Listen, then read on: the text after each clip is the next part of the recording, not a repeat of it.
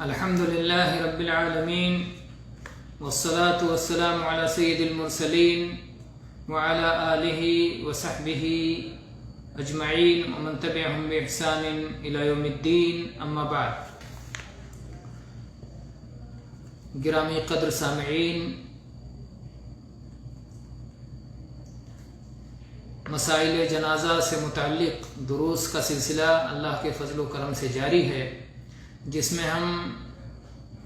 علامہ شیخ محمد ناصر الدین الالبانی رحمہ اللہ کی کتاب احکام الجنائز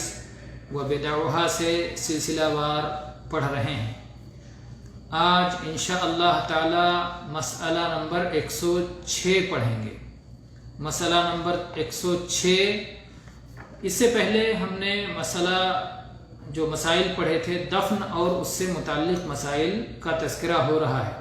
اور دفن کے موقع پر واعظ و نصیحت کرنے کا بیان یہ پچھلی قسط میں یا پچھلے درس میں، گزشتہ درس میں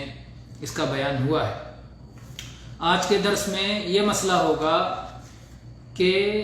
قبر سے میت کو کسی صحیح مقصد کی خاطر نکالا جا سکتا ہے. قبر میں دفن کر دیا گیا، اب اس کے بعد کسی شرعی صحیح مقصد کی بنا پر قبر سے میت کو باہر نکالا جا سکتا ہے، جیسے کہ غسل دیے بغیر یا کفن پہنائے بغیر کسی کو دفن کر دیا گیا، تو پھر اسے قبر سے نکال کر کے دوبارہ اسے غسل دیا جائے گا، کفن پہنایا جائے گا اور پھر دفن کیا جائے گا. اس طرح کا اور کوئی صحیح مقصد ہو. اس سلسلے میں جابر بن عبداللہ رضی اللہ عنہ کی حدیث دلیل ہو سکتی ہے، جو صحیح بخاری، مسلم، نسائی اور حدیث کی کئی کتابوں میں موجود ہے. کہتے ہیں جابر رضی اللہ عنہ فرماتے ہیں کہ رسول اللہ صلی اللہ علیہ وسلم عبداللہ ابن ابی کی قبر کے پاس آئے، جبکہ اسے اس کی قبر میں اتارا جا چکا تھا. آپ صلی اللہ علیہ وسلم کے حکم سے اسے دوبارہ نکالا گیا. اللہ کے نبی صلی اللہ علیہ وسلم نے اسے اپنے گھٹنوں پہ رکھا اور اس کے اوپر اپنا لعاب مبارک پھونکا اور لعاب مبارک کا چھڑکاؤ کیا، اور اس کو آپ نے اپنی قمیص پہنائی، اور ایک روایت میں ہے کہ آپ نے اس کے لیے دعا فرمائی، اور اس کے بعد کہتے ہیں فاللہ اعلم، اللہ تعالیٰ ہی زیادہ بہتر جانتا ہے. یہ کیوں کہہ رہے ہیں؟ کیونکہ عبداللہ ابن ابی یہ منافقوں کا سردار تھا، اور اللہ کے نبی صلی اللہ علیہ وسلم نے اس کے ساتھ اتنا اچھا رویہ کیوں فرمایا، اس میں کیا حکمت تھی، اللہ ہی زیادہ بہتر جانتا ہے. لیکن اگر آپ اس سلسلے کی اور روایات کو جمع کریں گے تو آپ کو معلوم ہوگا کہ ایسا آپ نے کیوں کیا تھا، شاید کچھ حکمت ظاہر ہو جائے، اور چنانچہ گزشتہ دروس میں اس کا تذکرہ بھی ہو چکا ہے. اور شیخ یہاں ذکر کرتے ہیں کہ ایک تو یہ بات کہ اللہ تعالیٰ نے اس وقت تک یہ آیت نازل نہیں فرمائی تھی وَلَا تُصَلِّ عَلَىٰ أَحَدٍ مِّنْهُمْ مَاتَ أَبَدًا وَلَا تَقُمْ عَلَىٰ قَبْرِهِ، کہ منافقین کا جنازہ پڑھنے اور منافقین کی قبر کے پاس جانے، ان کے لیے دعا کرنے سے ممانعت کی آیت اس وقت تک نازل نہیں ہوئی تھی. اور اسی طرح سے جہاں تک کپڑا پہنانے کی بات ہے تو اس سلسلے میں ایک تو یہ ہے کہ اس نے آپ صلی اللہ علیہ وسلم کے چچا عباس رضی اللہ عنہ کو لباس پہنایا تھا، تو آپ نے اس کا بدلہ دیا.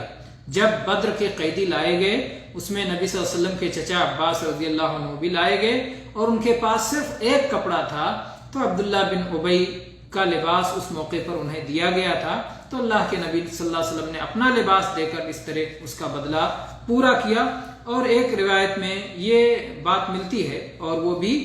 جابر رضی اللہ عنہ سے مروی ہے، کہ جب عبداللہ ابن ابی کی وفات ہو گئی تو ان کا بیٹا عبداللہ، اس کا بھی نام عبداللہ تھا بیٹے کا، اور جو کہ بہت صالح اور بہت نیک مسلمان تھے، تو وہ نبی کریم صلی اللہ علیہ وسلم کے پاس آئے اور انہوں نے کہا کہ اللہ کے نبی صلی اللہ علیہ وسلم، اگر آج آپ میرے باپ کے جنازے میں اور اس کی تدفین میں نہیں آئیں گے تو اس کا عار ہمیں برابر دلایا جاتا رہے گا. تو اللہ کے نبی صلی اللہ علیہ وسلم جنازے میں پہنچے، جبکہ عبداللہ بن ابی منافقوں کے سردار کو قبر میں اتارا جا چکا تھا۔ تو اللہ کے نبی صلی اللہ علیہ وسلم فرمایا کہ قبر میں اتارنے سے پہلے ہی مجھے کیوں نہیں بلا لیا اور میرا انتظار کیوں نہیں کیا؟ پھر اس کو اس کی قبر سے نکالا گیا اور اللہ کے نبی صلی اللہ علیہ وسلم نے اس کے سر سے لے کر کے پیر تک اس پر اپنا لعاب مبارک لگایا اور اپنے دہن سے جو ہے چھینٹوں کے ساتھ اس طرح پھونک ماری، لعاب مبارک لگایا اور آپ نے اس کو اپنی قمیص پہنائی۔ تو اس میں یہ سبب بھی ہو سکتا ہے کہ اللہ کے نبی صلی اللہ علیہ وسلم نے قمیص پہنائی بیٹے کے مطالبے کی وجہ سے۔ بیٹے عبداللہ بن ابی جو نیک اور صالح مسلمان تھے، انہوں نے جب اللہ کے نبی صلی اللہ علیہ وسلم سے مطالبہ کیا کہ اللہ کے نبی آپ اپنا وہ کپڑا عنایت فرمائیے جو آپ کے بدن سے لگا ہوا ہو تاکہ اس کی برکت سے میرے باپ کو شاید کچھ فائدہ پہنچ جائے، تو ان کے اس مطالبے کی بنیاد پر اللہ کے نبی صلی اللہ علیہ وسلم نے اپنا لباس عطا فرمایا۔ تو یہ وجہ بھی ہو سکتی ہے اور یہ وجہ بھی ہو سکتی ہے کہ اس نے آپ کے چچا کو لباس پہنایا تھا تو آپ نے اس کا بدلہ دیا، اور تمام اسباب بھی وہ اور یہ دونوں بھی ایک ساتھ مل کر کے وجہ ہو سکتی ہے۔ کوئی رکاوٹ نہیں ہے کہ ایک ہی وجہ ہو، ایک سے زیادہ بھی اسباب ہو سکتے ہیں کسی عمل کے۔ یہ روایت مسند احمد، سنن نسائی فی الکبریٰ اور ایسے ہی امام طحاوی نے مشکل الاثار میں اسے روایت کیا ہے۔ تو بہرحال مسئلہ یہ ہے کہ ضرورت کی بنا پر میت کو اس کی قبر سے نکالا جا سکتا ہے۔ اگلا مسئلہ ہے مسئلہ نمبر 107 کہ کسی شخص کے لیے ایسا کرنا مستحب نہیں ہے کہ وہ اپنی قبر کھود کر کے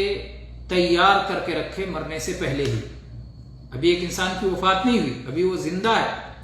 اور پہلے ہی سے وہ اپنے لیے قبر بنا کے رکھتا ہے، تیار کر کے رکھتا ہے کہ جب میری وفات ہوگی مجھے اسی قبر میں دفن کیا جائے۔ تو ایسا کرنا مستحب نہیں ہے، نہ نبی صلی اللہ علیہ وسلم نے ایسا کیا اور نہ آپ کے صحابہ کرام نے ایسا کیا، اور کسی بندے کو یہ بات معلوم نہیں ہے کہ اس کی موت کب اور کہاں ہوگی، اس لیے اس طرح کی حرکت کرنا یہ مستحب اعمال میں سے نہیں ہے۔ اور اگر کوئی یہ کہتا ہے کہ میرا مقصد یہ ہے کہ میں جب اپنی قبر دیکھوں گا تو اس کے ذریعے سے مجھے موت کی یاد آئے گی، آخرت کی یاد آئے گی اور اس طرح سے میں موت کے لیے تیاری کروں گا، تو یہ